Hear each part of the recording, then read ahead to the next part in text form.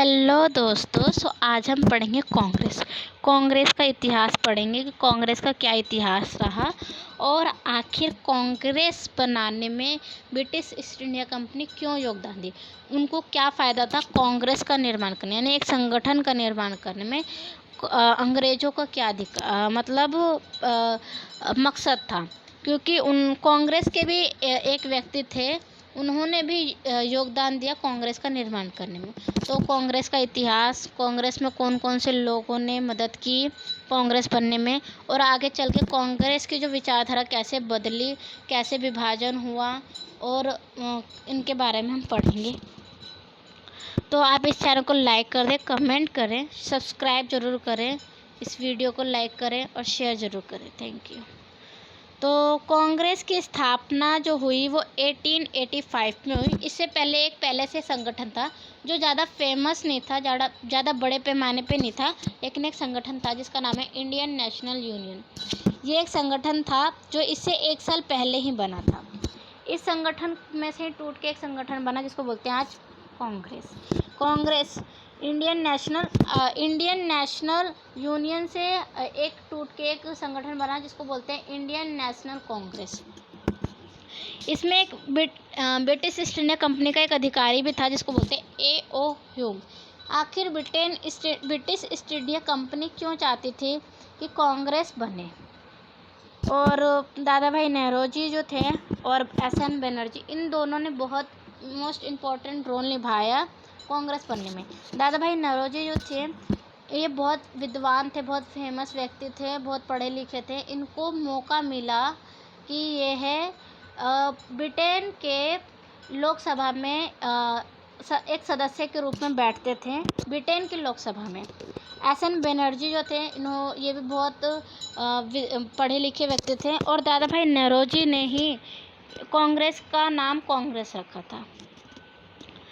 तो इसका विभाजन पढ़ते हैं। तो इसका विभाजन क्या था कि जैसे जब ये बनी 1885 से लेकर 1905 तक, तो इसका जो विचारधारा था सही था, सेम था, अच्छी थे।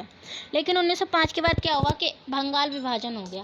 बंगाल विभाजन में होने के बाद कांग्रेस में कुछ ऐसे आधे लोगों को ऐसे लगने लगा कि भाई देखो, उदारवादी रह के कोई फ़ायदा तो हुआ नहीं, उन्होंने तो हमारे भारत का हिस्सा ही कर दिया। जिसमें से लाल बाल पाल और अरविंद घोष ये व्यक्ति थे जिन्होंने कांग्रेस की जो उदारवादी विचारधारा उनका विद्रोह किया। उन्होंने कहा गर्मपंथी बन गए। उन्होंने कहा कि हम कांग्रेस को ब्रिटिश ईस्ट इंडिया कंपनी को संवैधानिक रूप से हम हरा नहीं सकते, भगा नहीं सकते, इन्होंने तो हमारे भारत में विभाजन कर दिया। अब आखिर भारत में बंगाल विभाजन क्यों हुआ, इसके बारे में हम नेक्स्ट वीडियो में पढ़ेंगे। इस चैनल को जरूर सब्सक्राइब कर दें। तो मैं आपको थोड़ा सा बता दूंगी। बंगाल विभाजन का कारण था 1857 की क्रांति हुई। उसमें ये ब्रिटेन को समझ में आ गया था कि अगर मुसलमान, मोमडन और अगर हिंदू साथ रहेंगे तो ये ब्रिटेन ईस्ट इंडिया कंपनी को भगा देंगे। इसको भगा देंगे, इसलिए इन दोनों के बीच में फूट डाल दी। इन दोनों, और ये ज़्यादा बड़े तायत मात्रा में मुसलमान और हिंदू कहाँ रहते थे? बंगाल में, उसी में रहते। बंगाल बहुत बड़ा क्षेत्र था जिसमें असम भी था, थोड़ा सा असम था, बंगाल का क्षेत्र था, बांग्लादेश भी था, और झारखंड और बिहार, इतना बड़ा क्षेत्र था। तब उन्होंने बंगाल विभाजन करके इन दोनों मुसलमान और हिंदू में फूट डाल दी। अब क्या हुआ कि 1905 में 2 दल बन गए कांग्रेस के अंदर, एक नरम और एक गरम। नरम वही रहे भाई, ब्रिटिश ईस्ट इंडिया कंपनी को संवैधानिक रूप से लेटर लिखो, और उनको अगर वो सुधार या वो विचार सही लगेगा तो वो एक्शन लेगी, नहीं लगेगा तो कोई बात नहीं, नहीं लेगी तो क्या हो गया। तो ऐसे कुछ लोग सोचते थे उदारवादी। लेकिन गर्मपंथी सोचते थे कि नहीं भाई, ये तो हमारे लेटर पढ़ भी नहीं रही। मतलब स्टार्टिंग में तो ब्रिटिश ईस्ट इंडिया कंपनी पढ़ती थी, रिप्लाई भी देती थी, लेकिन बाद में आगे चल के उनका कांग्रेस का लेटर भी नहीं पढ़ती थी। तो गर्मपंथी सोचते थे कि कोई फ़ायदा नहीं है, हम यहाँ पे चुपचाप बैठे रहेंगे, संवैधानिक तरीके से सोचेंगे कि बदलाव आएगा, और कुछ बदलाव नहीं आएगा। क्योंकि हिंदू, मोमडन और हिंदू में तो भाई किसने फूट डाल दी? 1905 में इन्होंने फूट डाल दी बंगाल विभाजन करके। तो गर्मपंथियों को समझ में आ गया था। गर्मपंथी में कौन थे? लाल बाल पाल और अरविंद घोष। अब तीसरा भी एक युग आता है, इसके बारे में हम डिटेल से आगे पढ़ेंगे और बंगाल विभाजन में नेक्स्ट वीडियो बनाऊंगी। तो तीसरा युग मतलब एक दो युग माना जाता था। पहला युग दो तीन काल माने जाते हैं। पहले में तो उदारवादी विचारधारा रही कि भाई लेटर लिखो, अगर ब्रिटिश ईस्ट इंडिया कंपनी को सही लगेगा तो वो एक्शन लेगी, नहीं लगेगा तो कोई बात नहीं, वो समझदार है, वो जो भी करेगा अच्छा करेगा। लेकिन 1905 में ऐसा कुछ हुआ कि उदारवाद में से कुछ संगठन बटे, कुछ आधे लोग बटे, उनकी विचारधारा थी कि संवैधानिक तरीके से हमने देख लिया, ब्रिटिश ईस्ट इंडिया कंपनी ने तो हमारे ही भारत में विभाजन कर दिया, जिसमें 1905 का बंगाल विभाजन। अब जो एक तीसरा जो हुआ वो था गांधीवादी युग चला। मतलब क्या हुआ, 1919 से लेके 1947 तक एक युग चल गया, जिसमें कांग्रेस पे पूरा का पूरा जो दबदबा था, या पूरे भारत में ज़्यादातर सुनी किसकी जाती थी, गांधी जी की। तो एक व्यक्ति के नाम पे एक युग चला जिसका नाम है गांधी जी। तो इसमें क्या हुआ, गांधी जी जो कहते थे कांग्रेस और अन्य भारतीय वही करते थे। कांग्रेस एक बहुत बड़े रूप में पार्टी बन के उभरी, लेकिन यही नहीं था कि कांग्रेस ही थी। उस समय हिंदू महासभा भी बन गई थी, उस समय मुस्लिम लीग भी बन गई थी, उस समय कांग्रेस भी बन गई थी, बहुत सारे संगठन और भी बन गए थे। तो अब इसमें हम पढ़ते कि भाई नेता कौन थे, गर्मपंथी के नेता कौन थे और नरमपंथी के नेता कौन थे। नरमपंथी के नेता में सबसे जो मुख्य माने जाते हैं वो है जे.के. गोखले, ये मोस्ट इम्पोर्टेंट है, मतलब नरमपंथी में। फिर दादा भाई नौरोजी जो थे, नौरोजी, ये भी इन्हीं में माने जाते हैं नरमपंथी। ये भी जानते थे कि हम संवैधानिक रूप से लेटर लिखेंगे और जैसा कांग्रेस को, जैसा ब्रिटिश ईस्ट इंडिया कंपनी को लगेगा वो एक्शन लेगी, और जो भी लेगी वो सही लेगी। फिर दूसरा रास बिहारी घोष। ये तीन जो थे मुख्य थे नरमपंथी की तरफ से। अब गर्मपंथी में कौन थे, जो ये मानते थे कि संवैधानिक रूप से ब्रिटिश ईस्ट इंडिया कंपनी कुछ नहीं करेगी, उन्होंने तो भारत में ही विभाजन कर दिया, जिसमें से बाल और पाल और अरविंद घोष भी थे। लाल से लाला लाजपत राय, बाल से बाल गंगाधर तिलक और पाल से विपिन चंद्र पाल, और एक अरविंद घोष हैं जो फिलहाल इसमें नहीं दिख रहे हैं लेकिन यहाँ थे, अरविंद घोष। ये सारे नेता जो थे उनकी विचारधारा बदल गई। नरमपंथी में जे.के. गोखले और दादा भाई नौरोजी, रास बिहारी घोष। गरम में लाल बाल पाल और अरविंद घोष, से याद रखें। ये नेता जो थे कांग्रेस के ही सदस्य हैं, लेकिन इनकी विचारधारा में परिवर्तन आ गया 1905 के बाद। ये लोग समझे, एक जो नरमपंथी हैं ये सोचते थे कि भाई उदार रहो, यानी जो भी करेगी ब्रिटिश ईस्ट इंडिया कंपनी सही करेगी। इन्होंने कहा नहीं, अब उदारता के समय नहीं रहा, अब क्रांति करो। इनकी क्रांतिकारी विचारधारा बन गई, क्रांति करो, किसी भी तरीके से हम अपने भारत को आज़ाद करवाएं, चाहे वो युद्ध करके हो, हिंसा करके हो, चाहे कुछ भी हो, हमें अपने भारत को आज़ाद करवाना, क्योंकि संवैधानिक रूप से तो ब्रिटिश ईस्ट इंडिया कंपनी सुनेगी नहीं। इस विचारधारा में बदल गई थी। अब आते हैं विचारधारा जो थी वो कैसी कैसी थी। तो इधर थोड़ा ही लिखा है, आगे मैं आपको और एक्सप्लेन करूँगी विचारधारा में कैसे पढ़ना। जो नरमपंथी जो थे वो ऐसा मानते थे कि उदार रहें, यानी जो भी ब्रिटिश ईस्ट इंडिया कंपनी करेगी सही करेगी, उनको लगेगा तो वो एक्शन लेगी, नहीं लगेगा तो हमारे जो लेटर उस पर एक्शन नहीं लेगी। वो ब्रिटिश प्रजा मानते थे अपने आप को, यानी जो भारतीय हैं वो एक ब्रिटिश प्रजा के समान है, यानी जो ब्रिटेन है वो हम पे शासन करने के लिए ही बनी है और हम उनकी प्रजा ही सही है। गर्मपंथी कहते थे कि हमें मुख्य स्वराज चाहिए, यानी अपना राज्य चाहिए, भारतीय भारत पे शासन करेंगे और अन्य जो विदेशी हैं वो नहीं करेंगे। उसके बाद था मतलब जो नरमपंथी है वो कहते थे, नरमपंथी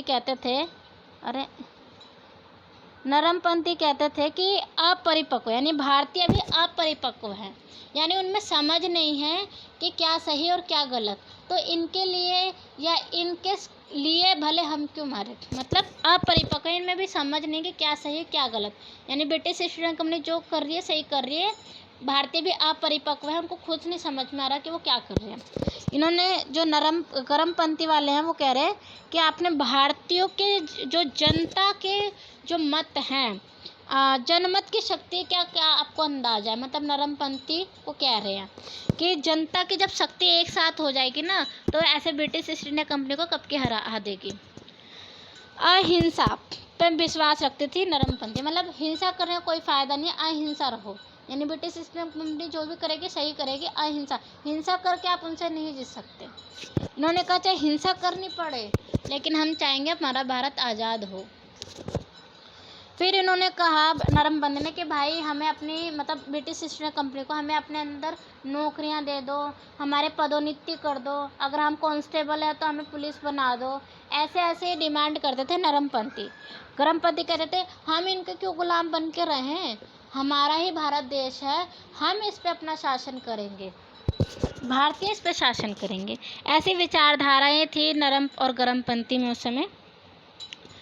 उसके बाद चलिए आज हम और पढ़ेंगे कि विचारधारा जो थी, आखिर ये सब तो मैंने आपको बता ही दिया, लेकिन फिर भी एक बार आपको मैं और अच्छे से बता दूं कि आखिर कांग्रेस की जो स्थापना है वो कैसे थी। कांग्रेस से पहले एक संगठन बना था जिसके बारे में मैंने आपको पहले बता दिया, INU, इंडियन नेशनल यूनियन, जिसमें से टूट के एक बनी इंडियन नेशनल कांग्रेस।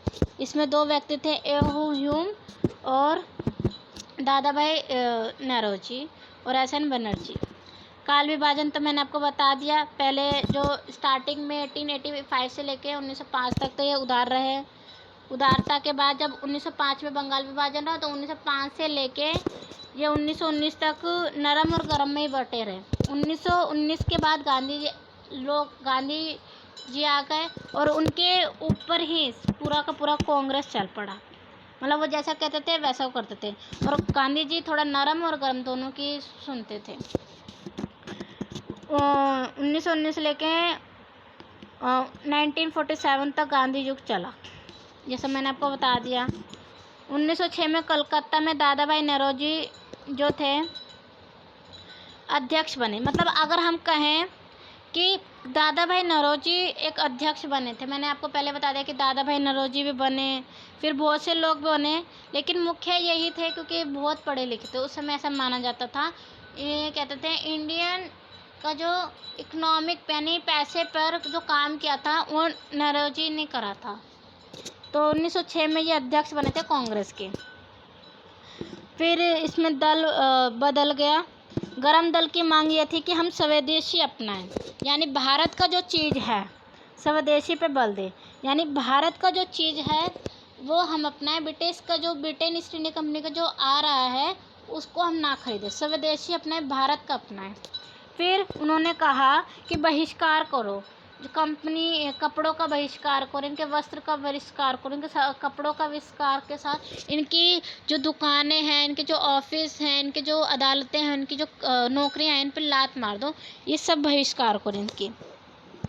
राष्ट्रीय शिक्षा पर, अब राष्ट्रीय शिक्षा क्या है, ये गर्मपंथी मानते थे। राष्ट्रीय शिक्षा यानी जो भारत का जो इतिहास है या भारत की जो बातें हैं वो पढ़ाई जाए, क्योंकि उस समय कॉलेज या ये जो भी स्कूल खुलते थे उसमें ये ब्रिटेन ईस्ट इंडिया कंपनी अपने अनुसार पढ़ाते थे, और ब्रिटेन ईस्ट इंडिया कंपनी जो भी पढ़ाएगी वो अपने बारे में अच्छा ही पढ़ाएगी और अन्य के बारे में बुरा ही पढ़ाएगी। तो इन्होंने राष्ट्रीय शिक्षा पे, मतलब देश भारत में जो लोग हैं उनको पता चले कि भारत में जो राष्ट्रीय शिक्षा है वो क्या है, मतलब राष्ट्र के प्रति उनका प्रेम बढ़े, भारत का इतिहास जाने, कि हड़प्पा सभ्यता के बारे में जाने, मतलब बहुत कुछ जाने, इसलिए राष्ट्रीय शिक्षा पर बल दिया उन्होंने, जो गर्मपंथी थे। और स्वराज की मांग की, उन्होंने कहा कि अपना राज करो, ब्रिटिश ईस्ट इंडिया कंपनी के प्रजा बन के मत रहो। इन्होंने कहा कि भारत का अपना एक इतिहास है उसको पढ़ना है, राष्ट्रीय शिक्षा पर बल दिया। ऐसा माना जाता था कि बहुत से लोगों ने फ्री में शिक्षा दी, जो भारतीय थे उनको नॉलेज दिया, उनको बताया कि राष्ट्रीय शिक्षा का क्या महत्व है उस समय। तो ये सब जिसने करा ये थे गर्मपंथी की मांग थी और इन्होंने किया। उसके बाद आता था लखनऊ समझौता। एक समझौता हुआ लखनऊ समझौता, कांग्रेस और मुस्लिम लीग एक हो गई। क्यों हो गई इसके बारे में हम आपको बता दें, शॉर्टकट में बताऊंगी क्योंकि ज़्यादा इम्पोर्टेंट नहीं है। कि मतलब जब फर्स्ट वर्ल्ड वॉर हुआ उसमें क्या हुआ कि ब्रिटेन जीत गया। अब ब्रिटेन जब जीत गया मतलब अमीर देश में था, ब्रिटेन जीते हुए देश में था, तो उसने क्या हुआ कि जो मुस्लिम कंट्री थे, जो तुर्की था, जो तुर्की था उस पे फिर भी उस पे उनको कहा कि जो भी क्षेत्र है, जैसे कि इसमें कांग्रेस और मुस्लिम लीग एक हो गई और गर्मपंथी भी एक हो गए, क्योंकि फर्स्ट वर्ल्ड वॉर में जर्मनी, तुर्की, ब्रिटेन और अमेरिका से हार गई। जो जर्मनी थे, तुर्की थे, जो थे ना, वो हार गए किससे? अमेरिका और ब्रिटेन से।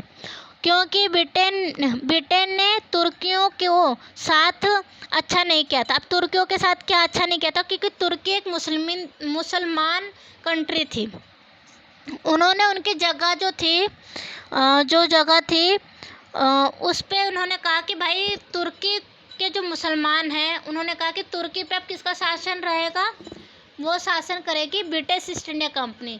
और तुर्की बहुत बड़ा क्षेत्र था, उसको काट के उसमें से हिस्सा किसने मांग लिया, अलग अलग कर दिया?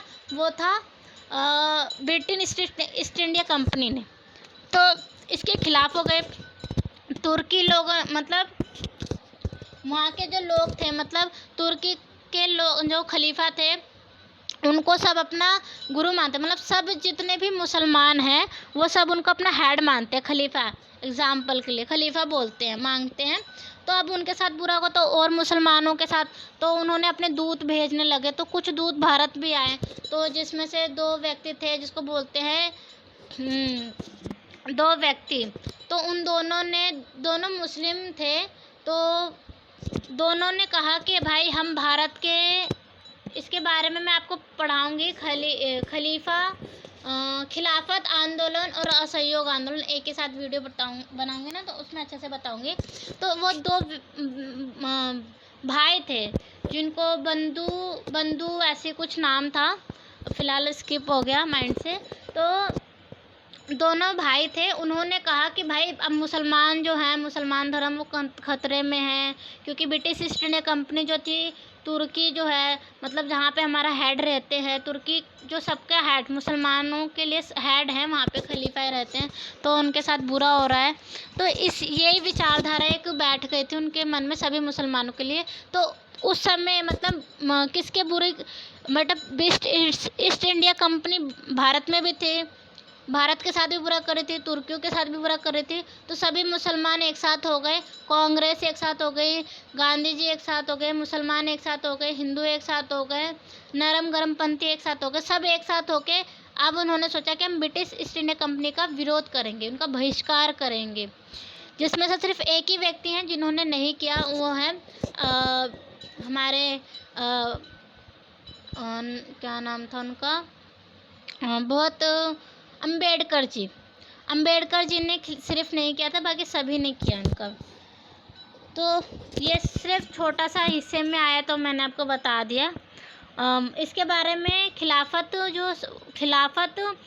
एक वीडियो बनाऊंगी, खिलाफत आंदोलन और असहयोग आंदोलन, उसमें आपको इसके बारे में अच्छे से बताऊंगी, उन दोनों भाइयों का नाम और डीपली बताऊंगी।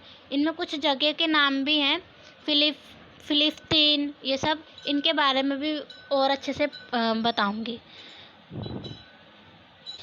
इसमें जो मुख्य नेता हैं, जो मैंने आपको पहले बता दिया, जेके गोखले, दादा भाई नौरोजी और रास बिहारी घोष, ये नरमपंथी के थे, और लाल बाल पाल और अरविंद घोष, ये जो थे गर्मपंथी के थे।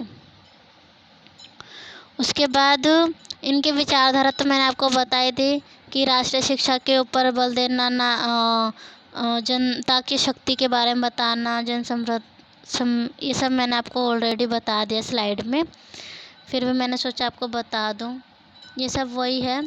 तो thank you so much. Please इस चैनल को लाइक करें, कमेंट करें, सब्सक्राइब करें। Thank you so much.